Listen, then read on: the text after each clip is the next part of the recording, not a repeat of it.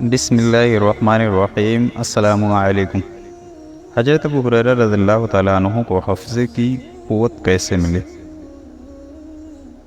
حضرت ابو ہریرہ رضی اللہ عنہ جب مسلمان ہوئے تو اس وقت بڑھاپے کی عمر شروع ہو چکی تھی اور اکثر بھول جایا کرتے تھے۔ لہٰذا نبی کریم علیہ الصلاۃ والسلام کی خدمت میں حاضر ہوئے اور عرض کیا، اے اللہ کے محبوب، میں آپ کی باتیں سنتا ہوں مگر بھول جاتا ہوں۔ نبی صلی اللہ علیہ وسلم نے ارشاد فرمایا، اپنی چادر پھیلاؤ۔ انہوں نے چادر پھیلا دی۔ نبی صلی اللہ علیہ وسلم نے اپنے دونوں مبارک ہاتھوں سے ایسا اشارہ فرمایا جیسے کہ اسی گٹھری میں کچھ ڈال رہے ہیں۔ پھر آپ صلی اللہ علیہ وسلم نے فرمایا، ابو ہریرہ، اب چادر کی گٹھری باندھ لو۔ لہٰذا انہوں نے گٹھری باندھ لی۔ اللہ رب العزت نے ان کو ایسا حفظہ دیا کہ اس کے بعد وہ کوئی بات نہیں بھولتے تھے۔ سبحان اللہ۔ علم کے حاصل کرنے کے لیے انہوں نے قدم بڑھایا اور استاد نے دعائیں دی، جس کی برکت سے اللہ تعالیٰ نے یوں قبولیت عطا فرمائی۔ حضرت مولانا مفتی شفیع صاحب رحمۃ اللہ علیہ فرماتے تھے کہ ابو ہریرہ رضی اللہ عنہ مولوی قسم کے صحابی تھے۔ وہ حدیثیں اکٹھا کرنے کی فکر میں لگے رہتے تھے، اس لیے سب سے زیادہ روایتیں بھی انہی کی ہیں۔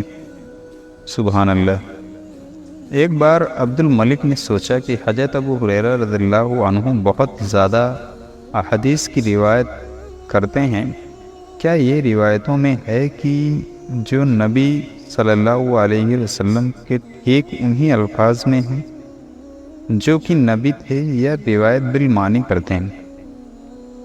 لہٰذا اس نے ان کی دعوت کی اور کچھ صحابہ کرام کو بلایا گیا۔ اس نے پردہ لٹکا کر قاتب حضرات کو بٹھا دیا اور انہیں کہا کہ ابو ہریرہ جو بولیں گے آپ لوگوں کو لکھنا ہے۔ دو بندے اس لیے بٹھائے کہ آپس میں بھی تطبیق ہو سکے۔ جب محفل شروع ہوئی تو عبد الملک کہنے لگے، حضرت، آپ نے نبی صلی اللہ علیہ وسلم سے بہت سی باتیں سنی، آپ مہربانی فرما کر ہمیں بھی ان کی کچھ باتیں سنا دیجیے۔ سیدنا ابو ہریرہ رضی اللہ عنہ نے اس محفل میں 100 حدیثیں روایت فرمایا اور لکھنے والوں نے لکھ لی مگر کسی کو پتہ نہ چلا۔ اس کے بعد محفل ختم ہو گئی۔ 1 سال بعد اس نے حضرت ابو ہریرہ رضی اللہ عنہ کو دوبارہ دعوت دی۔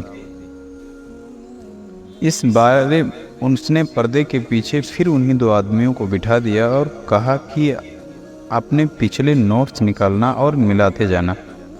میں ان سے درخواست یہ کروں گا کہ آپ نے جو احادیث پچھلی بار سنائی ان میں بڑا مزہ آیا، آپ مہربانی فرما کر وہی حدیثیں آج پھر سنا دیجیے۔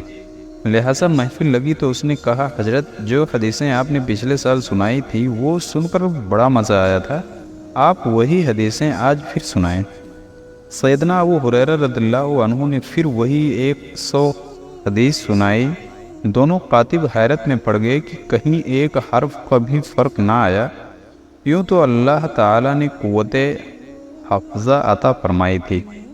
اس بیان کو اپنے دوستوں اور جاننے والوں کو شیئر کریں تاکہ دوسروں کو بھی آپ کی ذات و مال سے فائدہ ہو اور یہ آپ کے لیے صدقہ جاریہ بھی ہو جائے۔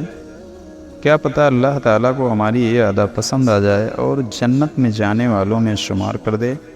اللہ تعالیٰ ہمیں علم سیکھنے اور اسے دوسروں تک پہنچانے کی توفیق عطا فرمائے۔ آمین۔ خدا حافظ۔ وآخر دعوانا الحمد للہ رب العالمین۔